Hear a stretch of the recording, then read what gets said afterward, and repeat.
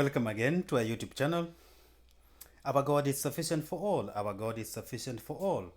Democratization of the church. Democratization of the church. Many societies and governments all over the world and in various places have increased their pressure on the church to embrace democratic ways of governance and administration. Some feel it is a time that the church should ease up, open up to democratic ways and means of governance and structures of administration. Of course, the church has existed in history and even in political histories of the world. We can understand the church has been in place, and the church sometimes was very dominant. During the Greco-Roman thought and governance and law, the church was very dominant during that Greco-Roman civilization. The church also is influenced or has got influence in very many spheres in one way or another. The church has been involved in the development of the world and even political changes that have happened in the world. But then people wonder, the church has been involved in various ways in different governments, different movements, different times, even monarchical times the church existed, democratic times the church exists. But then they ask, why is the church not opening up, not embracing, not welcoming fully, having full-blown democratic ways of governance and structures in administration of the church? The church has been preaching freedom, independence, and very many other things, human rights, freedom of speech, freedom of expression, freedom of religion. The church preaches all these things that pertain to the well-being of a human person. But the church has not fully embraced full-blown democratic ways within ourselves, our governance and administration. The church is involved with the people. People then pose a question, why is the church not embracing prevailing democratic structures in the world? I remember one time, one archbishop made an appointment of a new parish priest, and the old one was being taken to another parish. People called it a smaller parish. And the people were very unhappy with such kind of a decision. They thought the bishop would have asked them or would have consulted them to find out what they feel about the move. So they sent one of their representatives to talk to the bishop and say, we don't feel okay that you are taking away our priest. At least you could have listened to us. I remember that bishop, or archbishop as I called him, went to that parish and told them, remember, the church is not the democracy. The church is not a democracy. There are so many people who feel like that. The church is not a democracy. However, the church, in our governance and in doing things, the church has always involved serious consultations before making decisions. Those consultations may not be public, but indeed the church has done serious consultations before even they make some decisions. There are some considerations, reaching out and talking to those who need to give the opinion and all that. But that serious consultation is not made public. Some consultations will be publicized, some consultations are not publicized. There are some internal democratic ways of doing things. For example, the election of the Pope. The eligible cardinals, they sit, they vote for whoever becomes the Holy Father. And sometimes they don't do it in one moment. They may do it in different moments, different counts, different votes, until they find the suitable candidate to become the Pope by 2/3 and more. So there are some internal ways they do their own democratic consultations. However, the main public does not understand that the church has the responsibility to maintain her dignity and identity. Dignity and identity. To maintain her divine nature and divine mission that the church has. The church, in our governance and administration, the church has to follow two major things. One, the scripture and tradition. Many people have vested interests in democratizing the church. They have their personal interests in democratizing the church and the processes and structures of the church, vested interest and personal interests in trying to democratize the church.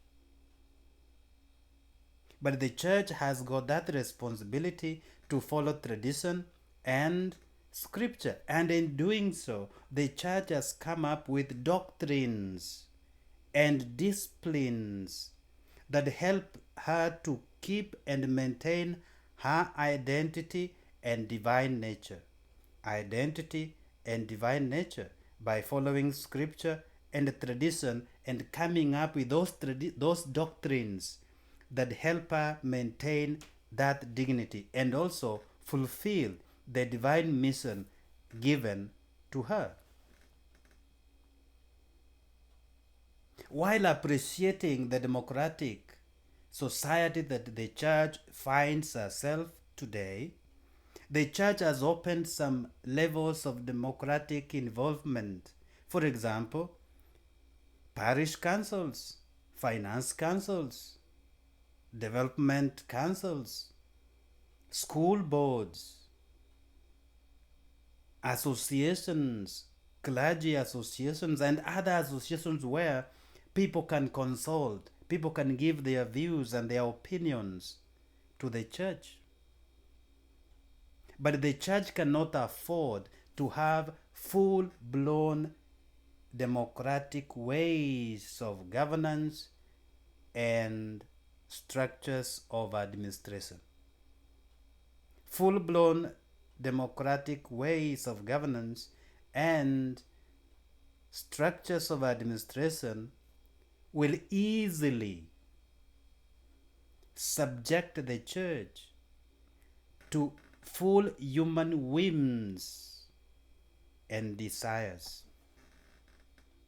Full human whims and desires. Remember, from the very beginning, Jesus did not have a democracy or did not employ democratic means and ways in choosing the 12 apostles and the 72 that he sent out.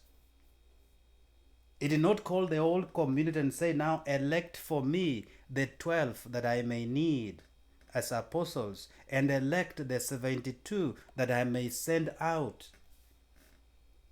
He did not use democratic means and ways to do so. He chose them without considering human standards. If he could have asked the society to choose for him the 12, there are some characters who will have never been chosen. The tax collector will have not become an apostle. The old man would have been considered out of age, that's Peter. The young John fellow would have not been elected to become one of the apostles because he was a young man.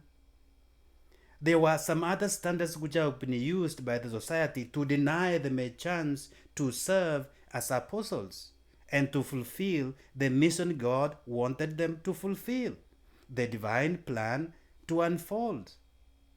So the Lord never used democratic ways to choose the 12. He did not even use democratic ways to choose the 72.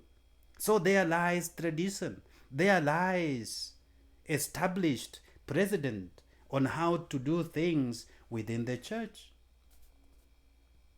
He chose them, he qualified them, and he sent them without any democracy. He is the one who knows, and is the one even today knows what he sees in us, and he calls us to become priests. He calls others to become parents, husbands and wives. Nobody qualifies to become a husband. Nobody qualifies to become a wife. Nobody qualifies to become a priest. But God chooses us. He qualifies us and puts us out there to bring this mission and the divine calling that he has put in us to fruition, to completion. He sent the 12, he sent the 72 to fulfill his ministry, to have effective ministry. And this effective ministry was by inspiration, by example, and by persuasion as they emulated the Lord. They learned from him, they emulated him, and in their ministry, to have an effective ministry, they were to be inspiration to them, or inspirational, be an example to them, and persuade them in the ways of the Lord. Inspire the people with the love of God. Inspire the people with his mercy. Inspire the people with his compassion. And live the gospel that they preach, that they become example to the people. And then persuade them to become members and followers of Christ. But he is the only one who calls us, even with our weaknesses, with everything that we have got. He qualifies us and he sends us. He sends us out there, not to condemn, but to have compassion, not to exclude, but to have forgiveness, not to intimidate and threaten, but to include, to extend the mercy of God to the world.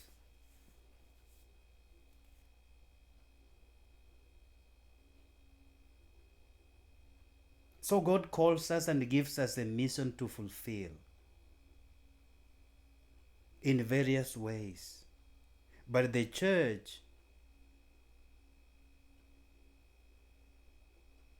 as the bride of the Lord, has to learn from the Lord and bring to the world the ways of the Lord.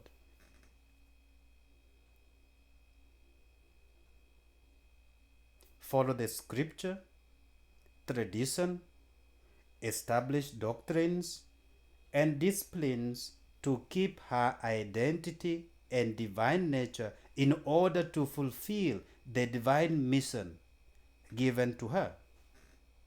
It is God who chooses. It is him who anoints. It is him who appoints. It is him who qualifies, and it is him who sends each and every one of us out to fulfill the divine mission given to us. So therefore, full-blown democracy in the church is not possible. Why? Because there is established tradition, there is scripture, and involvement with the people as necessary as possible. But full-blown democracy in the church, it is not possible.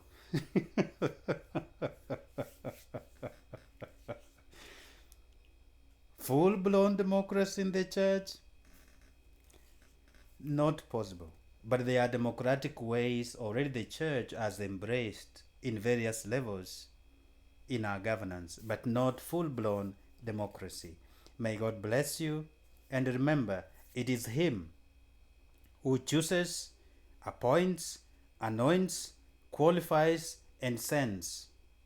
If we were to use human standards, some 12 disciples, the ones that are there, some will not be there. Some will have been disqualified long time ago by human standards. So let God choose, let Him appoint, let Him anoint, let Him qualify, let Him send. He has qualified you as an husband. He has qualified you as a wife. He has sent you out there. He has qualified somebody else as a bishop, somebody else as a priest. It is the Lord who chooses, qualifies, and sends.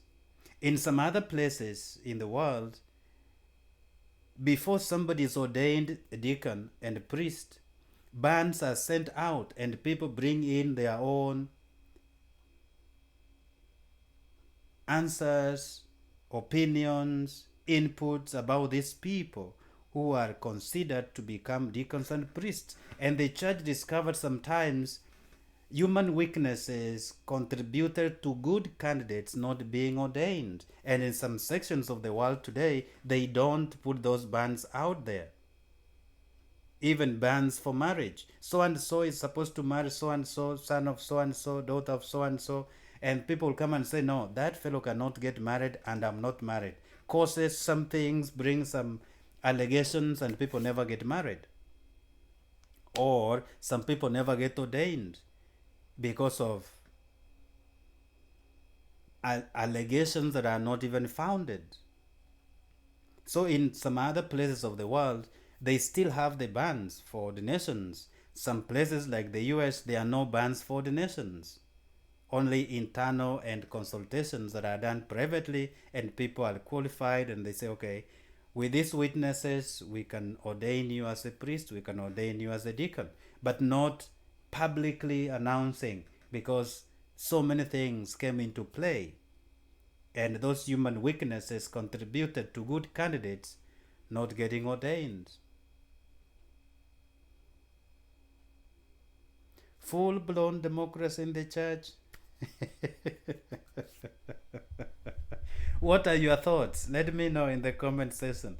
What are your thoughts about full-blown democracy in the church? I will respect your comments and I will respond to them. Please.